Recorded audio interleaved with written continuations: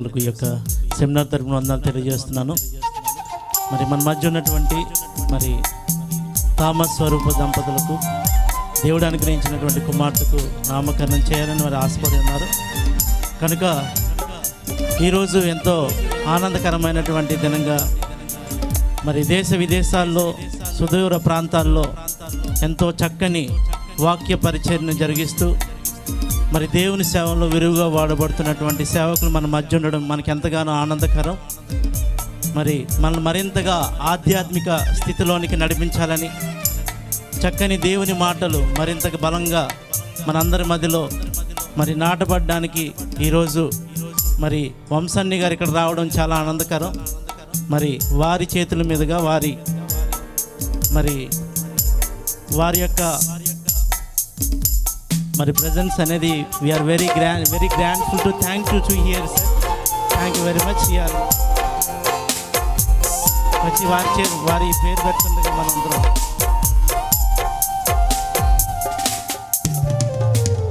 Thank you very much.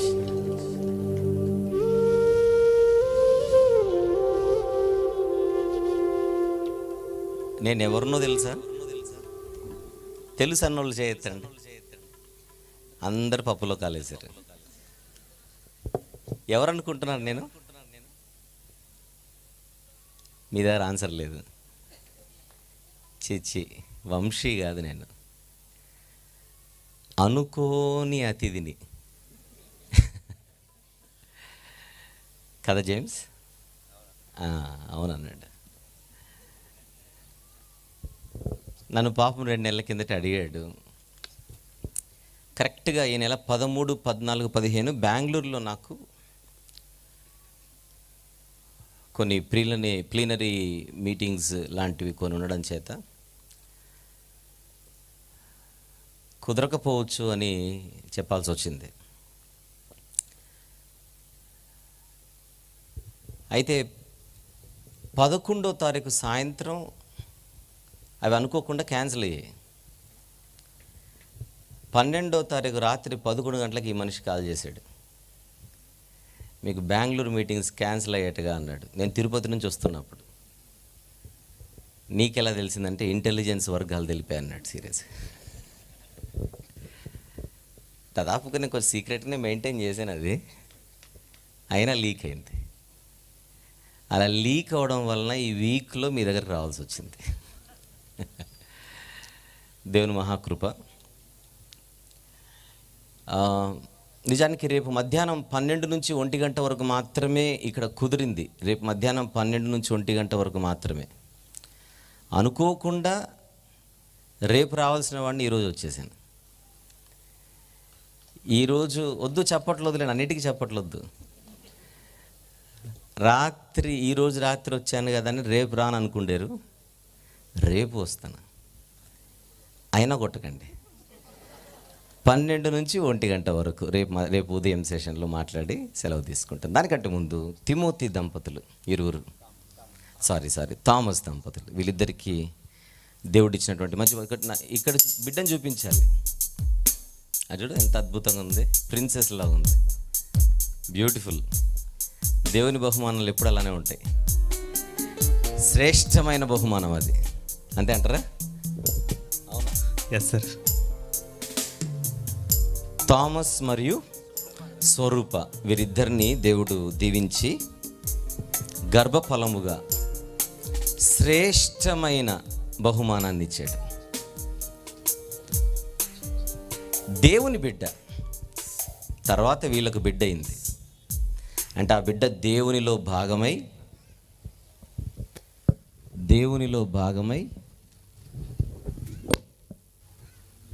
ఒక మంచి లేఖన ఆధారముతో ఆ బిడ్డకు నామకరణం చేయాలని ఒక వచనం తీద్దాం. తర్వాత మనము పేరు పెట్టి తర్వాత వర్తమానంలోనికి వెళ్దాం. 16వ కీర్తన తీద్దాం.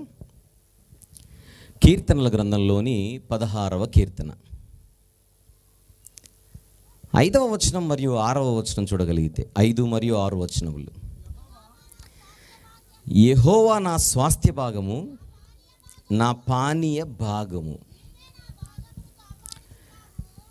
నీవే నా భాగమును కాపాడుచున్నావు, మనోహర స్థలములలో నాకు పాలు ప్రాప్తించెను, శ్రేష్టమైన స్వాస్థ్యము నాకు కలిగెను. యెహోవా నా స్వాస్థ్య భాగము. అంటే దేవుడే నా ఆస్తి.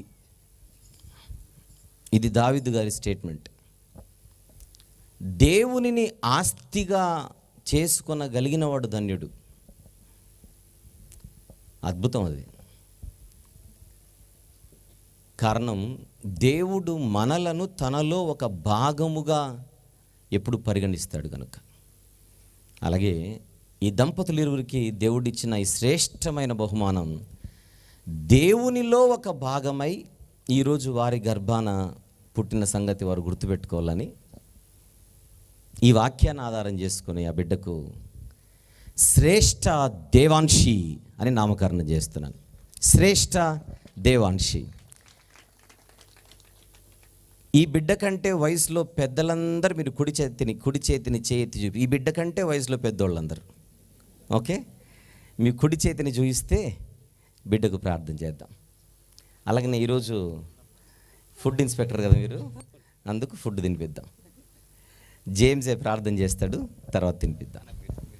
నేనే చేయాలా? ప్రేమగల తండ్రి, కృపగల దేవ, జీవం గల నాయన, పరిశుద్ధుడైన మహా గొప్ప దేవ, మంచి బిడ్డ, బంగారు బిడ్డ, శ్రేష్టమైన బిడ్డ. మీ బహుమానాలు ఎప్పుడు అంత గొప్పగా ఉంటాయని మాకు తెలుసు నాయన. దంపతులు ఇరువురిని మీరు ఆశీర్వదించి బంగారు బిడ్డను వారికి బహుమానంగా ఇచ్చారు. అందును బట్టి స్తుతులు చెల్లిస్తున్నాం. మిమ్మల్ని తన జీవితంలో ఒక భాగంగా చేసుకొని సమాజంలో గొప్ప దైవజనురాలుగా, మీ దాసురాలుగా నిలబడుట కృప దయచేయండి నాయన. అలాగే శరీర ఆహారము కూడా ఈ రోజు నుండే తినడం ప్రారంభమవుతుండగా ఇది అక్షయ ఆహారాన్ని కూడా భుజించే స్థితికి తను నడిపించుటకు మంచి ఆరోగ్యాన్ని, మంచి శక్తినిచ్చులాగున ఆశీర్వదించమని శక్తిగల మీ హస్తములకు అప్పచెప్పుకొనొచ్చు.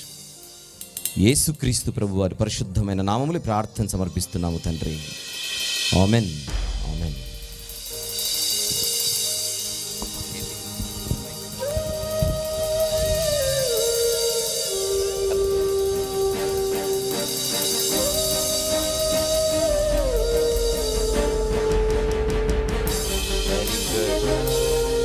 Put your hands together, everyone, please. ఇప్పుడు కొట్టాలి. God bless. Congratulations, both of you. May God bless you. Thank you.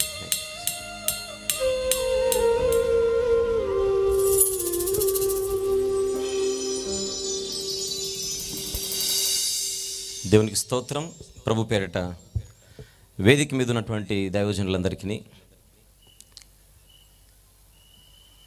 వేదిక మీద రాకుండా అక్కడే ఉండిపోయి అందరి మధ్య ఉన్నటువంటి మిగిలిన దేవుని సేవకులకును, ప్రియులైన విశ్వాసులైన ప్రతి ఒక్కరికి, ఒకవేళ దూరం నుంచి ఎవరైనా ఈ శబ్దం ద్వారా వింటుంటే వారందరికీ, లైవ్లో వీక్షిస్తున్న వారందరికీ పేరు పేరున ప్రభు అయిన యేసుక్రీస్తు వారి ప్రశస్తమైన నామములు నా హృదయపూర్వక వందనములు తెలియజేయించున్నాను. అలాగే మన ప్రియ సహోదరులకు కూడా చిన్న ప్రార్థన చేసుకొని త్వరగా వర్తమానంలోనికి వెళ్దాం. సహకరిస్తే దేవునికి స్తోత్రం. ప్రేమగల తండ్రి, కృపగల దేవ, జీవం గల నాయన, పరిశుద్ధుడైన మహా గొప్ప దేవ, ఈ రాత్రి అనుకోకుండా మీ పిల్లల మధ్యకు క్షేమంగా మీరు నడిపించినందుకు మేము స్తుతిస్తున్నాము నాయన. చక్కగా ఈ యొక్క సదస్సులను మీరు నడిపిస్తున్నందుకు స్తుతులు చెల్లిస్తూ, ఈ రాత్రి కొద్దిసేపు మా అందరి ఆత్మలకు అవసరమైన దివ్యమైనటువంటి మీ మాటలు పరిపూర్ణంగా మాకు అనుగ్రహించి మమ్మల్ని బలపరచమని, మమ్మల్ని మెరుగుపరచమని మీ ప్రియకుమారుడు, మా ప్రభు ప్రియరక్షకుడైన యేసుక్రీస్తు ప్రభు వారి పరిశుద్ధమైన నామములు ప్రార్థన సమర్పిస్తున్నాము తండ్రి. Amen, amen. ప్రియులారా, సమయం చాలా మనకు విలువైంది. నాకు తెలిసి ఒక 40 నిమిషాల పాటు నేను మాట్లాడగలను, పరిస్థితులను మనసులో ఉంచుకొని. వినబోయే ప్రతి మాట చాలా ప్రాముఖ్యంగా భావించి జాగ్రత్తగా మనమందరం కూడా ఈ రాత్రి ఈ మాటల ద్వారా మన వ్యక్తిగత, కుటుంబ, సంఘ, సామాజిక జీవితాలను బలపరుచుకున్నట్టుకు ఈ సమయాన్ని వినియోగించుకుందాం. వ్యక్తిగత, కుటుంబ, సంఘ, సామాజిక జీవితాలు, personal life, family life, church life and social life. ఈ 4 ప్రాంతాల్లోనే మన జీవితం ఉంటుంది. ఈ 4 ప్రాంతాలలో వ్యక్తిగత, కుటుంబ, సంఘ, సమాజంలో మనం దేవుని దగ్గర మార్కులు కొడితే పరలోకం, అంతే. Very simple. దేవుని దగ్గర నుంచి మనకెలా మార్కులు వస్తాయంటే దాని గురించి పెద్దగా మనం బాధపడాల్సిన అవసరం లేదు. మనకు సిలబస్ అంతా ఇందులో ఉంది కనుక. This is the textbook for our life. Only textbook. There is no other book in the entire world. ప్రపంచంలో ఈ పుస్తకం మాత్రమే ఒక మనిషిని దేవుని ఎదుట నిర్దోషిగా నిలబెట్టగలదు. అందుకే పరిశుద్ధ గ్రంథమైన బైబిల్ అనగానే మనము అత్యంత పవిత్రంగా, గౌరవప్రదంగా, మర్యాదగా, భయముతో, భక్తితో నేర్చుకోవాలి. ఎక్కడ పడితే అక్కడ, ఎలా పడితే అలా బైబిల్ పెట్టకూడదు. తమ్ముడు, కింద కూడా పెట్టకూడదు. జాగ్రత్తగా ఎప్పుడైనా సెమినార్లోకి వచ్చిన ఒక ప్యాడ్ తెచ్చుకుంటే ఒళ్ళు మీద కూడా పెట్టుకోకుండా ప్యాడ్ మీద పెట్టుకునే అవకాశం ఉంటుంది. నెక్స్ట్ సెమినార్ నుంచి అది అలవాటు చేసుకుంటే బాగుంటుంది అందరూ. అలాంటి బైబిల్ ఈ రాత్రి ఈ జాతీయ సదస్సులను పురస్కరించుకొని మనకెన్నో మాటలు నేర్పిస్తుండగా అనేక మంది దాసుల ద్వారా ఈరోజు ఆ దాసులలో ఒక చిన్న దాసుడిగా కొన్ని మాటలు మీ ముందుంచే ప్రయత్నం చేస్తాను. నేను ఆహ్వానింపబడిన ఈ సందర్భంగా జాగ్రత్తగా మన హృదయం అనే పలక మీద ఈ మాటలు ముద్రించుకునే ప్రయత్నం చేద్దాం. పిల్లలు, యవనస్తులు, పెద్దలు, వృద్ధులు, చదువుకున్నవారు, చదువు పెద్దగా లేనివారు, బాగా మంచి ఉద్యోగాల్లో ఉన్నవారు, పెద్దగా ఉద్యోగాలు లేనివారు, అందరూ జాగ్రత్తగా మనసు పెట్టి వినాల్సిన మాటలు ఇవి. ఒక 7 విషయాలు చెప్పి నేను ఆమెనంటాను. ఓన్లీ 7. ఈ 7 విషయాలను జాగ్రత్తగా నేర్చుకుందాం. Let's begin. మొదటి వర్తమానంలో సోదరులు ప్రసాద్ గారు ఎంతో భారభరితమైన హృదయంతో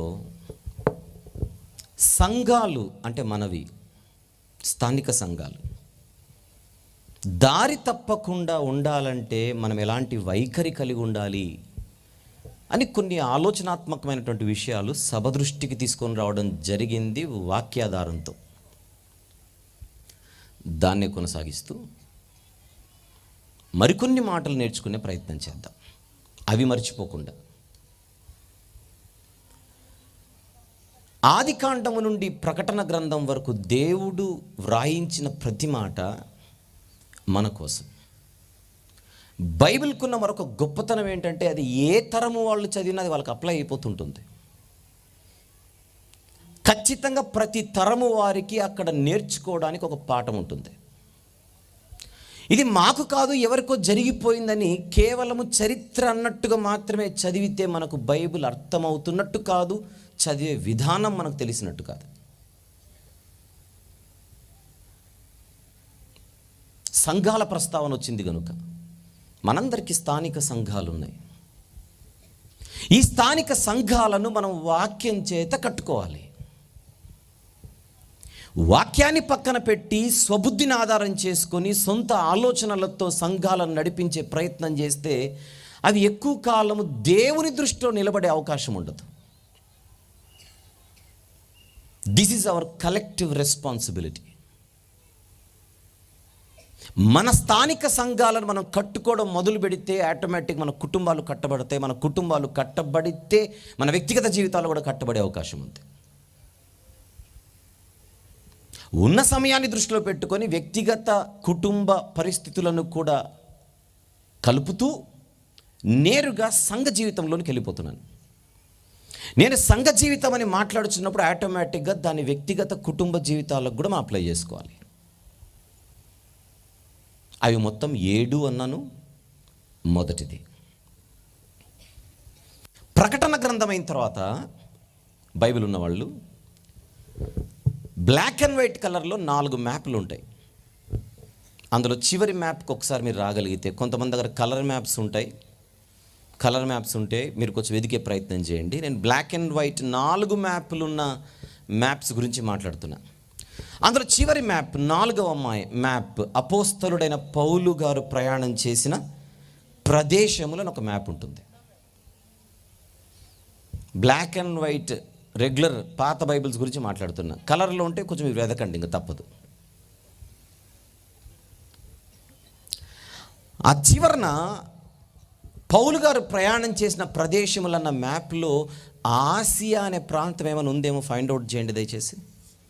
ఆసియా ఉందంటారా? ఓ, చూపించేశారు. Very good, very very good. కరెక్ట్గా ఎఫెస్ను చూపించారు. చూపించిన వాళ్ళకు వందనాలు. నాకు కావాల్సింది కూడా అదే ఏరియా. భలే చూపించారు, 50 మార్క్. కానీ మిగిలినవి లేవు నాకు కావాల్సినవి. పోనీ కాసేపు ఎఫెస్ గురించి మాట్లాడదాం. ఎఫెస్ గురించే మాట్లాడదాం. కుదిరితే నేను ఎఫెస్ గురించి చెప్పేలోపు ఎవరి దగ్గర బైబిల్ అంటే ఫోటో తీసి రెడీగా పెట్టుకోండి. లాస్ట్ మ్యాప్ ఫోటో తీసి రెడీగా పెట్టుకోండి. Okay, very good. స్క్రీన్ మీద కనబడుతున్న ఆ ఎఫెసు అనే ప్రాంతాన్ని మనం చూడగలిగితే పౌలు గారు గొప్పగా పరిచర్య చేసినటువంటి ప్రాంతం అది. పౌలు గారి జీవితంలో ఎక్కువ కాలం సేవ చేసింది ఆ ప్రాంతంలోనే. ఒకటే చోట ఉండి ఎక్కువ కాలం, ఎక్కువ సమయం తీసుకొని సేవ చేసింది ఆ ఎఫెసు ప్రాంతంలోనే. అద్భుతమైన సాక్ష్యం, అద్భుతమైన పరిచర్య. ఆ ఎఫెసు ప్రాంతం నుండే కొరింథీయులకు వ్రాసిన మొదటి పత్రిక రాసి పంపించాడు. అలాంటి గొప్ప పరిచర్య జరిగినటువంటి ప్రాంతం, దేవునికి మహిమకరంగానే అక్కడ కార్యాలు జరిగాయి. సంఘ స్థాపన కూడా జరిగింది. మళ్ళీ మాట్లాడుతున్నా, సంఘ స్థాపన జరిగింది. అయితే సంఘస్థాపన జరిగిన కొన్ని సంవత్సరాల తర్వాత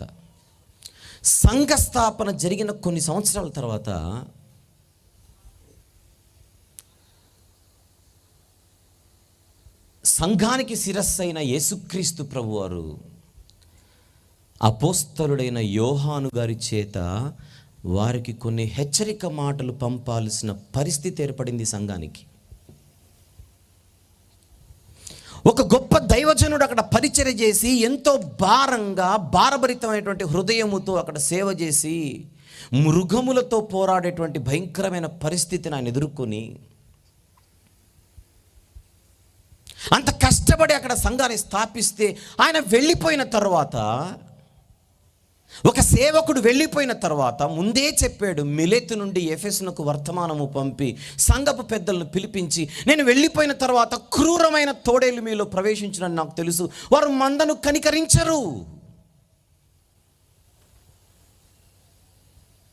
మాటల చేత తమ వెంట ఈడ్చుకొని పోవాలనని వంకర మాటలు చెప్పుచు శిష్యులను తమతో పాటు తీసుకొని వెళ్ళిపోయే ప్రమాదం ఉంది, ఓ ఎఫెసులోని సంఘ పెద్దలారా అని హెచ్చరికలు చేశాడు. అపోస్తలుల కార్యములు 20వ అధ్యాయంలో. ఈ మ్యాప్ ఎందుకు చూపిస్తున్నారు? ఎఫెసుని చూపిస్తున్నారా? ఓహో, మిలేతు నుండి అన్న పాయింట్ మీద చూపిస్తున్నారు. రైట్. కానీ నాకు కావాల్సిన మ్యాప్ ఇంకొకటి ఉంది, అది మీరు తీసి రెడీగా పెట్టుకోవాలి. Regular black and white Bible ఎవరి దగ్గర ఉంటే ఇవ్వండి, వాళ్ళు ఫోటో తీసేసుకుంటారు. రైట్, విందాం. ఆ క్రూరమైన తోడేళ్ళు ఎంతమంది ప్రవేశించారో ప్రవేశించలేదో పక్కన పెడితే, యోహాను భక్తుడి చేత ప్రకటన గ్రంథంలో ఈ ఎఫెసు సంఘానికి ఇస్తున్న హెచ్చరిక ఏంటో ఒక్కసారి ఈ రాత్రి మనం చూసే ప్రయత్నం చేద్దాం. ముందున్నది ఈ సంఘమైనా పాఠం మాత్రం మనందరి స్థానిక సంఘాలకని మర్చిపోకూడదు. Let's get into the second chapter of the book of Revelation. ప్రకటన గ్రంథం 2వ అధ్యాయం. ఎఫెసులో ఉన్న మొదటి వచనం. ఎఫెసులో ఉన్న సంఘపు దూతకి ఇలాగు వ్రాయుము. 2వ వచనం వెళ్ళిపోదాం, టైం లేదు కదా. నీ క్రియలను, నీ కష్టమును, నీ సహనమును నేను ఎరుగుదును, బాగున్నాయి అని చెబుతున్నాడు. ఆ మాటకు అర్థం, నీవు దుష్టులను సహింపలేవనియు, అపోస్తలులు కాకయే తాము అపోస్తలులమని చెప్పుకుని వారిని పరీక్షించి వారు అబద్ధికులని నీవు కనుగొంటివు అనియు, నీవు సహనము కలిగి నా నామము నిమిత్తము భారము భరించి అలయలేదనియు నేను ఎరుగుదును. ఎన్ని కితాబులు! నీ క్రియలు బాగున్నాయి, నీ కష్టం బాగుంది, నీ సహనం బాగుంది, నీవు దుష్టులను సహించలేకపోవడం బాగుంది. అపోస్తలులు కాకే దొంగ అపోస్తలులకు ఏవైతే వచ్చారో వారిని పరీక్షించి నువ్వు వారిని కనుగొనడం బాగుంది, నీ సహనం బాగుంది, నా నామము నిమిత్తము భారమును భరించిన విధానం బాగుంది, ఆ భరించడంలో నువ్వు అలయకుండా జీవించడం ఇంకా బాగుంది. అన్నిట్లో very good, very very good. కానీ అక్కడితో ఫుల్ స్టాప్ పెట్టింటే అయిపోయింది అనుకోవచ్చు. కానీ కింద అంటున్నాడు అయినను అనే పదం వచ్చిందంటే ఏదో జరగరాంది అక్కడ జరిగిందని, చూడరాంది అక్కడ చూడాల్సి వచ్చిందని. ఏమిటది?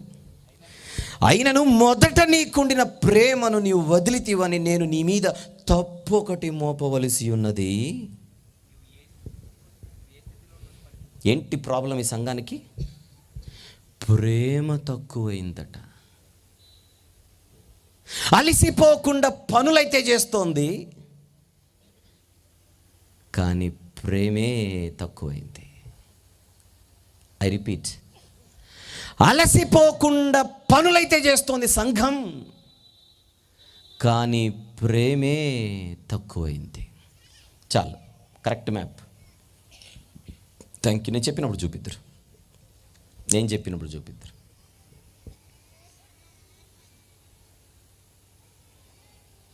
కష్టం బాగుంది, ప్రేమ లేదు. కానీ ఈ ప్రేమ మొదట ఉండినది నీకు. అసలు సంగమా, బైబిల్లో పరిశుద్ధ గ్రంథములో మొత్తం ధర్మశాస్త్రంలో ప్రధానమైన ఆజ్ఞ ఏంటో నీకు గుర్తుందా అని అడుగుతున్నాడు. నీ పూర్ణ హృదయముతోను, నీ పూర్ణాత్మతోను, పూర్ణ శక్తితోను నీ దేవునిని ప్రేమించాలి, ప్రేమించాలి, ప్రేమించాలి. మార్కు సువార్త 12 తీద్దాం ముందుగా. మార్కు సువార్త 12వ అధ్యాయం. మార్కు సువార్త 12వ అధ్యాయము తీద్దాం. అందులోని 30వ వచనం. 30. నీవు నీ పూర్ణ హృదయముతోను, పూర్ణ ఆత్మతోను, నీ పూర్ణ వివేకముతోను, నీ పూర్ణ బలముతోను నీ దేవుడైన ప్రభువును ప్రేమింపవలెననున్నది ప్రధానమైన ఆజ్ఞ. దేవుని కోసం అద్భుతంగా పనిచేస్తున్న ఎఫెసు సంఘములో లేదా ఎఫెసులో ఉన్నటువంటి సంఘములో దేవుని మీద ప్రేమ ఉంటే చేశారు, ఇవన్నీ ప్రేమ లేకపోతే చేశారా? ప్రేమ ఉండబట్టే కదా శ్రమలైనా ఇబ్బందులైనా వాళ్ళు తట్టుకోగలుగుతున్నారు, సహనం కలిగి. కానీ అక్కడ నేరం ఏంటి? మొదట ఉన్నంతగా ఇప్పుడు లేదు. మొదట నన్ను ప్రేమించి అన్ని చేసావు,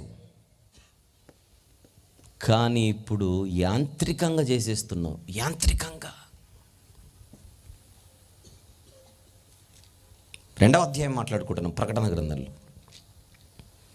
2వ వచనంలో నీ క్రియలు, నీ కష్టం అన్నాడు చూడండి. అక్కడ నీ క్రియలను చూస్తున్నాను, ఆ క్రియలలో నేను కష్టాన్ని చూస్తున్నాను. పనులున్నాయి, ఆ పనులలో నీ కష్టం ఉంది, నీ ప్రయాసం ఉంది.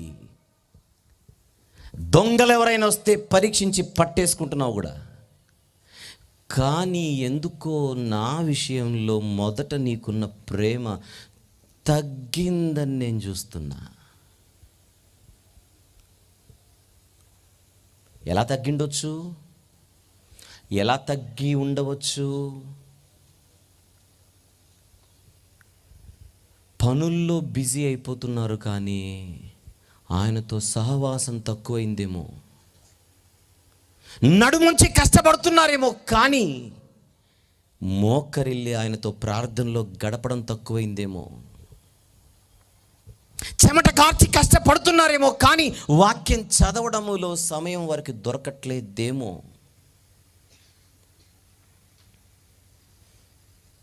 పొరపాటున మన ఊర్లలో మన ప్రాంతాలలో కూడా ఇలాంటి పరిస్థితి ఏమైనా మనకుందేమో. సభలు అనగానే కష్టపడడం, క్రిస్మస్ అనగానే కష్టపడడం, మందిరం అంతా డెకరేషన్కి 3-4 రోజులు టైం తీసుకోవడం, కష్టం గురించి మాట్లాడుతున్నాను నేను.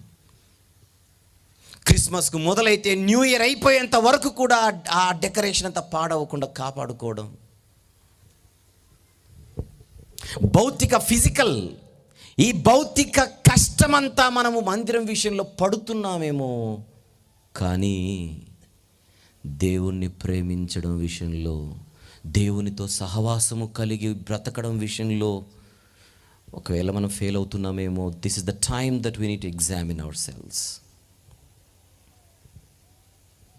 మనలను మనము పరీక్షించుకోవాల్సిన అవసరం ఉంది. ఇది మొదటి విషయం, ఎఫెసులోని సంఘాన్ని ముందు పెట్టి.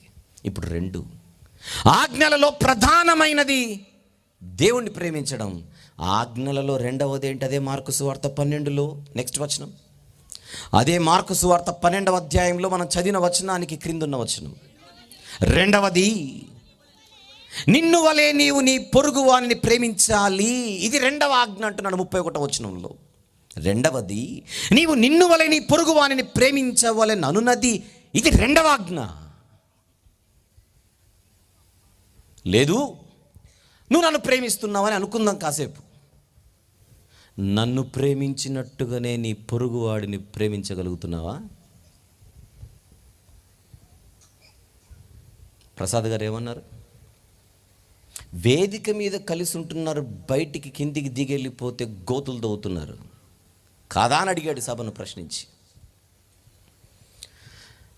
సంఘాలలో కలిసి ఉంటున్నాం, సభల్లో కలిసి ఉంటున్నాం, కనబడితే వందనాలు చెప్పుకుంటున్నాం, కానీ వందన నమస్కారాలన్నీ నిజంగా హృదయంలో నుంచే వస్తున్నాయా? నిజంగా మన పొరుగు వారిని ప్రేమించగలుగుతున్నామా? సూటిగా ప్రశ్నిస్తోంది వాక్యం. కనిపించని దేవుణ్ణి నువ్వు ప్రేమిస్తున్నానని చెప్పి కనబడే నీ సహోదరుని ప్రేమించకపోతే ఇంతకు నువ్వు దేవుణ్ణి ప్రేమించేవాడివేనా?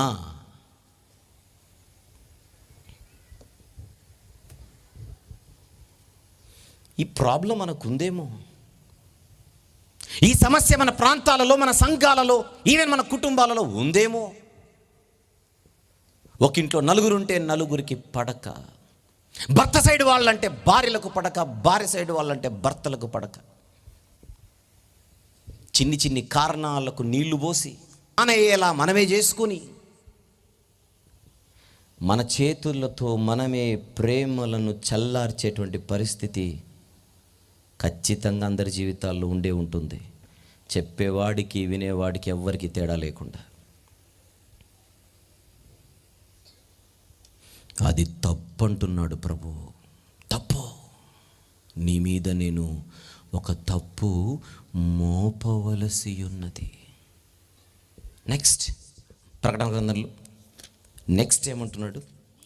నీవు సరి చేసుకుంటేనే నీకు మంచిది. 5వ వచనంలోని చివరి మాట, నీవు మారు మనసు పొందితేనే సరి అన్నాడా?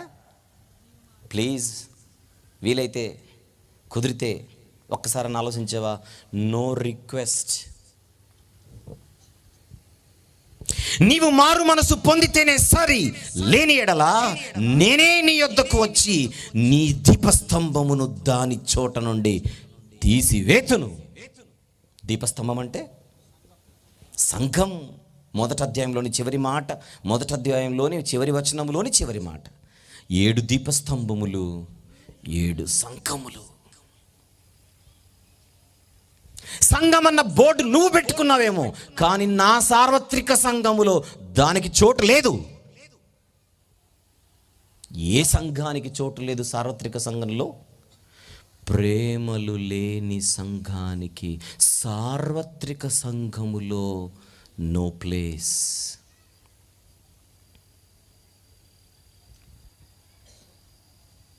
ఆ సంఘములో కష్టం ఉండొచ్చు, ప్రయాసం ఉండొచ్చు, అంత ఈజీగా మోసపోకుండా ఉండడం ఉండొచ్చు, జ్ఞానం ఉండొచ్చు,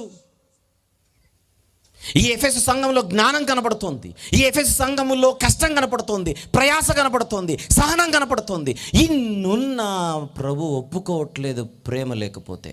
ప్రేమ లేని ప్రతిదీ దేవుని దృష్టిలో వ్యర్థం.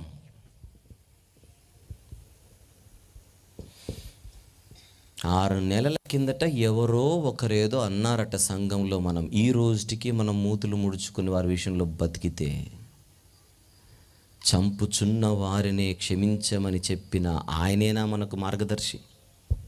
ఒక్క మాట ఏదో అన్నారని ఎక్కించుకొని దాన్ని 100 మందితో చెప్పి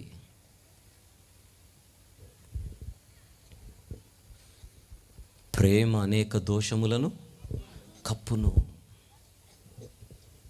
యోహాను సువార్త 13 ప్లీజ్. యోహాను సువార్త 13వ అధ్యాయం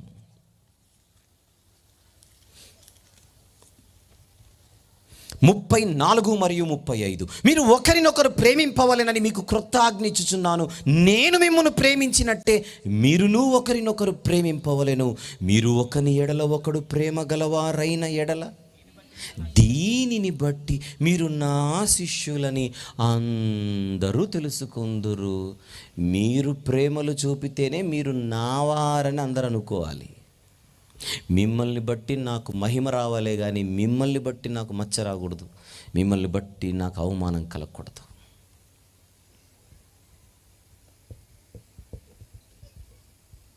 ఏడు విషయాలు చెబుతానన్నాను, ఇది మొదటి విషయం. ఏ ప్రాంతంలోని సంఘాన్ని ముందు పెట్టి ఈరోజు అదే ప్రభు మనల్ని ప్రశ్నిస్తున్నాడు. మీ సహవాసంలో నాయన ప్రేమ ఉందో లేదో ఒక్కసారి. మీ వ్యక్తిగత జీవితంలో ప్రేమకు చోటు ఉందా? మీ కుటుంబ జీవితంలో ప్రేమకు చోటు ఉందా? మీ సంఘ జీవితంలో ప్రేమకు చోటు ఉందా? మీ సామాజిక జీవితంలో ప్రేమకు చోటు ఉందా అని సూటిగా ప్రభు ప్రశ్నిస్తుంటే దీనికి సమాధానం మన దగ్గర ఉందో లేదో పరిశీలించుకోవాలి. ఈ వాక్యం వింటున్నప్పుడు, హెచ్చరింపబడుతున్నప్పుడు ఇంకా కొందరిని క్షమించలేక, ఇంకా వారి గురించి పగలు ప్రతీకారాలతో రగిలిపోతుంటే ఆయన అంటున్నాడు, మీరు నా వారని అందరు అనుకున్నా నేను అనుకోలేను. విషయం అర్థమైంది కనుక వేగంగా రెండో విషయంకి వెళ్ళిపోతున్నా. మ్యాప్ చూపిద్దాం. మ్యాప్ ఎఫెసు చూసాము. ఎఫెసుకు పైన స్ముర్న అని ఒక ప్రాంతం ఉంది. స్ముర్నని స్కిప్ చేస్తున్నాను, స్ముర్నను టచ్ చేయట్లేదు. పైన పెర్గముకు వస్తున్నాను. పెర్గము. స్ముర్నను ఎందుకు స్కిప్ చేశానో కాసేపు ఎంత చెప్తాను. పెర్గము అనే ప్రాంతం అందరూ చూద్దాం. రోమా సామ్రాజ్యానికి ఒక ముఖ్య కేంద్ర బిందువు ఆ ప్రాంతంలో ఉంది. పెర్గము చాలా పవర్ఫుల్ ప్లేస్ అది, రోమీలకు ముఖ్యంగా. ఇప్పుడు నన్ను చూపించు.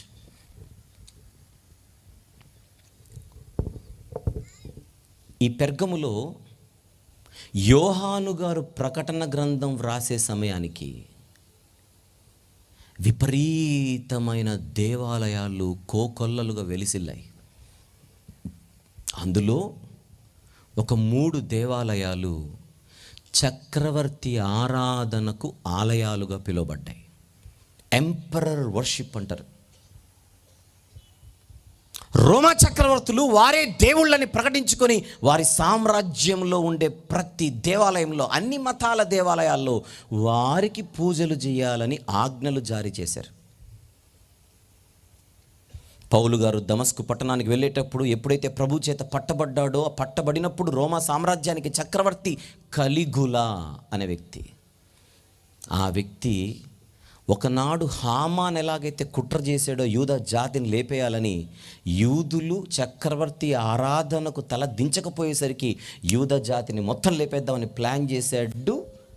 అనుకోకుండా చచ్చిపోయాడు. ఇన్ఫర్మేషన్ కోసం ఇచ్చా.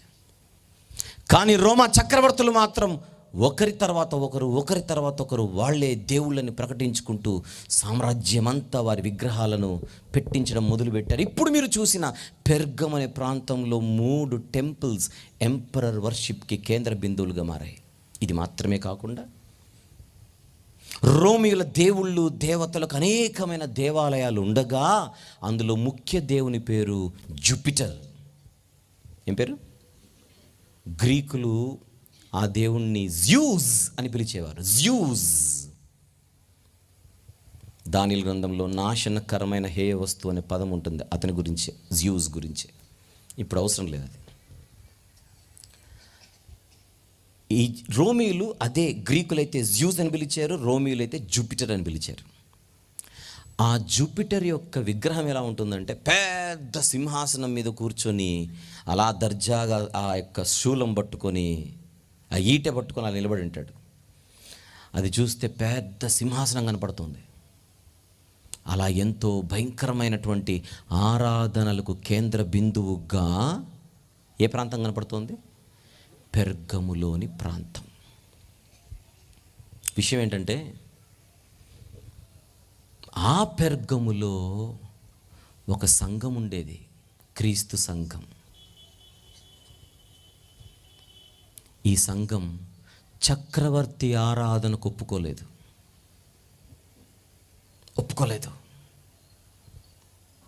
చాలా గట్టిగా నిలబడింది. అప్పుడు ఆ సంఘములో ఒక విశ్వాసిని హతమార్చేశారు. ఆ విశ్వాసి పేరు అంతిపా. జ్యూజే, కానీ ఇలా ఉండడు, ఇంకొకటి ఉంటుంది, ఒరిజినల్ సింహాసనంలా ఉంటుంది.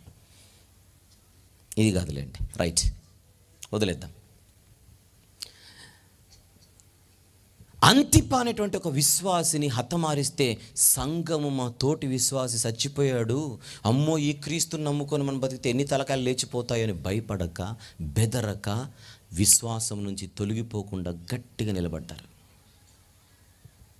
దానికి ప్రభు శభాష్ అన్నాడు. అంతటి సాక్ష్యము కలిగిన ఈ పెర్గములోని సంఘం, అంతటి మంచి సాక్ష్యము కలిగిన ఈ పెర్గములోని సంఘం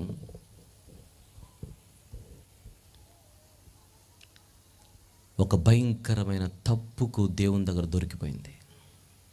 ఏమిటి అని చూస్తే ఆ సంఘములో కొంతమంది భయంకరమైన లోకపరమైన జీవితం కలిగి ఉన్నారట.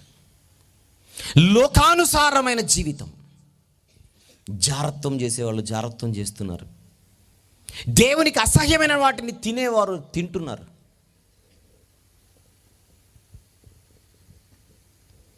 అలా లోకానుసారమైన జీవితం కలిగి సంఘములో యాక్టివ్గా తిరుగుతున్నారట. యాక్టివ్గా. మేబీ పెద్ద మనుషులై ఉండొచ్చు, మేబీ గనులై ఉండొచ్చు. అలాంటి వారిని సంఘం చూస్తూ మౌనంగా ఉందట. పెద్దోళ్ళనేమో, లేకపోతే ఆ లోకానుసారమైనటువంటి జీవితం వీళ్ళకంత సీరియస్గా అనిపించట్లేదేమో. సాక్ష్యము లేకుండా లోకానుసారమైనటువంటి పరిస్థితి కలిగి సంఘములో నేను ప్రధాన పాత్ర పోషిస్తానంటే ప్రభు ఒప్పుకోవట్లేదు. ఒకసారి చూద్దాం 2వ అధ్యాయంలోనే ప్రకటన గ్రంథం. ప్రకటన గ్రంథం 2వ అధ్యాయము 13వ వచనం. సాతాను సింహాసనమున్న స్థలములో, అదే టెంపుల్స్ గురించి నేను మాట్లాడింది. నీవు కాపురమున్నావని నేను ఎరుగుదును, మరియు సాతాను కాపురమున్న ఆ స్థలములో నాయందు విశ్వాసి అయ్యుండి నన్ను గూర్చి సాక్షి అయిన అంతిపాను వాడు మీ మధ్యను చంపబడిన దినములలో నీవు నా నామము గట్టిగా చేపట్టి నాయందలి విశ్వాసమును విసర్జింపలేదని నేను ఎరుగుదును. నెక్స్ట్, అయినను. అది ఇప్పుడు చూసారా, దట్ ఈస్ యూజ్. జూపిటర్ సింహాసనం. నా యందలి విశ్వాసమును విసర్జింపలేదని నేను ఎరుగుదును, అయినను నేను నీ మీద కొన్ని తప్పిదములు మోపవలసి ఉన్నది. అవేవనగా విగ్రహములకు బలిచ్చిన వాటిని తినున్నట్లు. దాని గురించి ఇప్పుడు మాట్లాడట్లేదు, టైం సరిపోదు. జారత్వము చేయనట్లు ఇశ్రాయేలీలకు ఉరియొడ్డుమని బాలాకునకు నేర్పిన బిలాము బోధన అనుసరించి వారు నీలో ఉన్నారు. ఎక్కడున్నారు? నువ్వు కూడుకుంటున్న నీ సహవాసములో, నీ సంఘములో. లోకానుసారమైనటువంటి జీవితం భయంకరంగా ఉండి, సమాజంలో ఏమాత్రం సాక్ష్యము లేకుండా ఉండి, సంఘంలో మాత్రం నిర్మాణాత్మకమైన పాత్ర పోషిస్తామని ఉద్ధరించడానికి తిరుగుతున్నారు నీ సంఘంలో కొంతమంది. నువ్వేం చేస్తున్నావు సంఘమా? లైసెన్స్ ఇస్తున్నావా? లోకానుసారమైన పాప భూయిష్టమైనటువంటి జీవితం వారికి కలిగి ఉన్నా చూసి చూడనట్లుగా ఉన్నావా? అంటే వాళ్ళు చేసే పాపం నీకు పెద్దగా అనిపించట్లేదు కదూ. నీ దృష్టిలో ఏంటి? ఆదివారం బాగానే ఉన్నారుగా అనుకుంటున్నావా? ఆదివారం బాగానే ఉన్నారుగా, వాళ్ళ పరిస్థితి అంతా సోమవారం నుంచి శనివారం వరకు కదా బాగలేంది. సండే అయితే బాగానే వస్తున్నారుగా, అదా నీ పరిస్థితి? నీ మౌనం వారి చేష్టలకు నువ్వు సమర్థిస్తున్నావని నేను అనుకోవాల్సి వస్తుంది. I see that you are not so serious about their worldly life. వారి లోకానుసారమైనటువంటి జీవితం గురించి నువ్వు సీరియస్గా ఉన్నట్టు నాకు అనిపించట్లేదు. చూసి చూడనట్టుగా, ఏం కాదులే అన్నట్టుగా. కొంచెం క్లిక్ అవ్వడానికి ఒక మాట చెప్పనా? క్రిస్మస్ సీజన్లో మన వాళ్ళు స్టేజ్ మీద క్రిస్మస్ సంబరాల పేరట దేవుని పాటలకు ఎగిరి గంతులేయడం ఒక్కసారి మనసు పెట్టి గమనిస్తే, లోకానుసారమైన పాటలకు దేవుని పాటలకు వారు ఎగిరే ఎగురుళ్ళు ఆత్మీయంగా ఉన్నాయా, లోకానుసారంగా ఉన్నాయా? ఒక్కసారి సభను అడుగుతున్నాను, చెప్పండి. లేవా లోకానుసారంగా? కానీ సంఘం ఏం చేస్తుంది?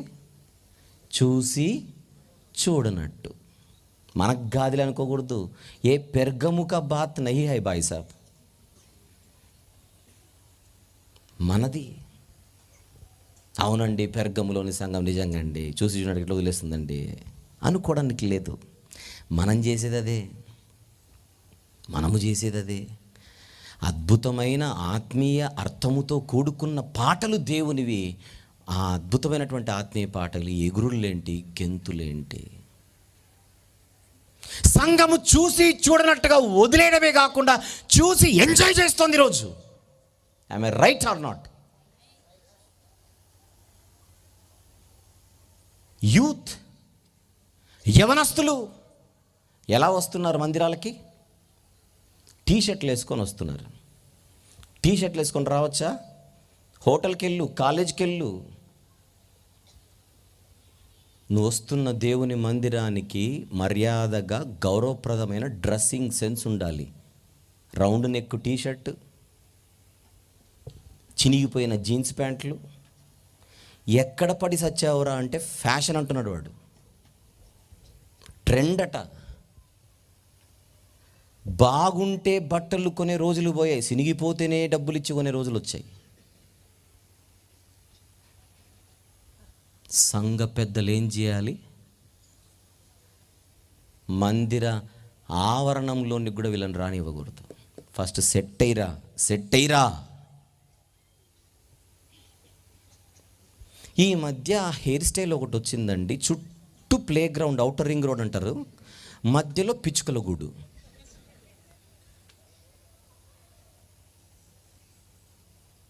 ఆ బొచ్చు చూసేటప్పుడు నేను అగ్గిపెట్టె కోసం ఎదుగుతుంటాను, పీడ పడుతుందని. దేవుని పిల్లలకు ఇలాంటి అవతారం ఏమైనా సెట్ అవుతుందా? కమ్మలు పెట్టేవాడు కమ్మలు, చెవుకు కమ్మ, ఐబ్రోకు కమ్మ. ఇదేంటి మన కర్మ?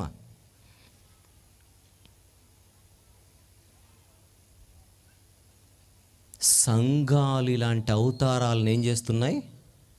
చూస్తూ చూడనట్టున్నాయి. ఆనాటి పెర్గములోని సంఘానికి ఈరోజు మన స్థానిక సంఘాలకు చాలా విషయాలలో దగ్గర పోలికలు ఎందుకు లేవు అని అడుగుతున్నాను.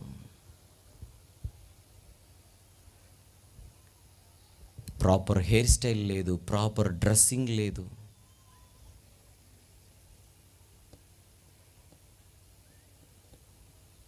ఎఫెసులోని సంఘం ప్రేమ లేని సంఘం, పెర్గములోని సంఘం లోకానుసారమైన సంఘం. ఒకటి ద లవ్లెస్ చర్చ్, ఇంకొకటి ద వరల్డ్లీ చర్చ్. ఈ రెండిటి మీద దేవుడు నేరస్థాపన చేస్తున్నాడు. ఏంటి నీ సంఘ పరిస్థితి రోజు? ఏంటి? నీ ఇష్టం వచ్చినట్టుగా నా సంఘాన్ని పెట్టుకుంటానంటే కుదరదు. ఇక్కడ రూల్స్ ఉన్నాయి, రెగ్యులేషన్స్ ఉన్నాయి, నియమ నిబంధనలు ఉన్నాయి, పాటించి తీరాలి. సంఘములో ఎప్పుడు క్రమమే ఉండాలి, కానీ అక్రమం ఉండకూడదు.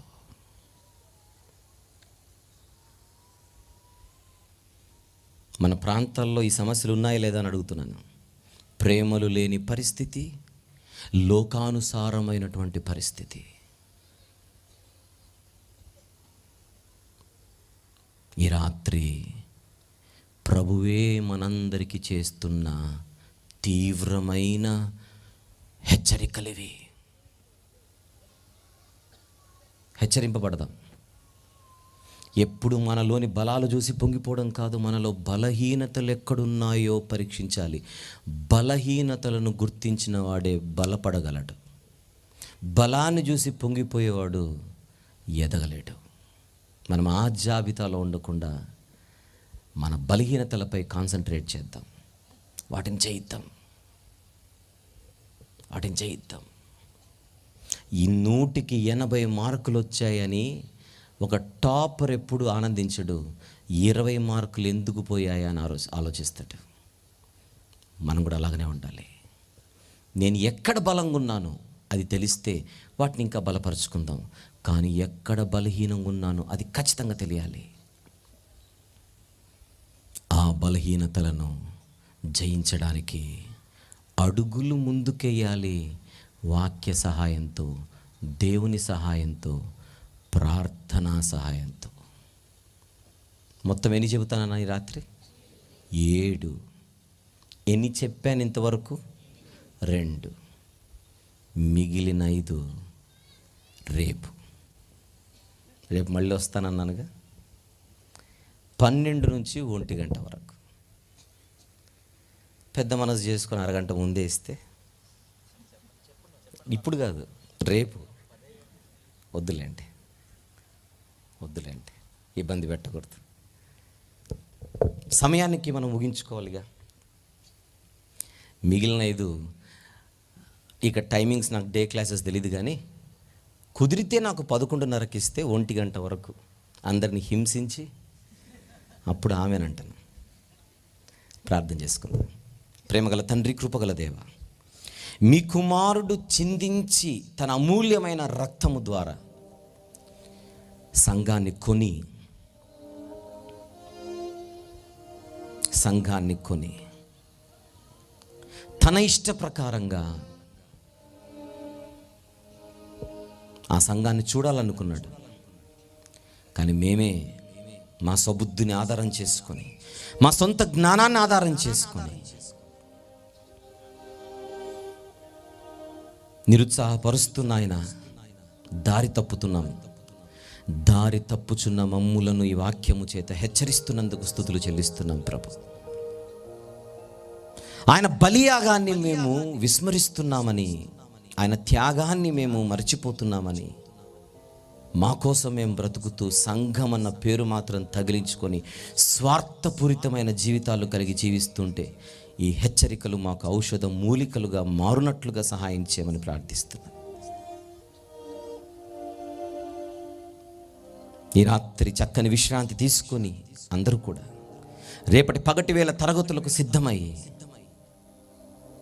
మరిన్ని విషయాలు నేర్చుకున్నట్టుకు అందరినీ సిద్ధపరచమని, సాతాను దొంగలించకుండా ఈ మాటలన్నీ మా హృదయాలలో గొప్పగా ఫలించినట్లుగా కృప చూపమని మిమ్మల్ని స్తుతిస్తూ, మయపరుస్తూ, ఘనపరుస్తూ నన్ను ప్రేమించి ఆహ్వానించిన ప్రియులైనటువంటి మీ పిల్లలందరినీ దీవించమని, వారి భారం, వారి కష్టం, వారి ప్రయాస మీకు మహిమకరంగా మీ ఎదుట కనబడులాగున ఆశీర్వదించమని ప్రార్థిస్తూ,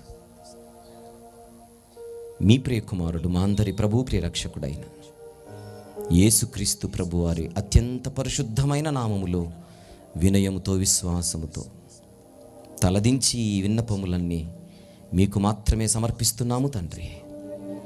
ఆమెన్. Thank you.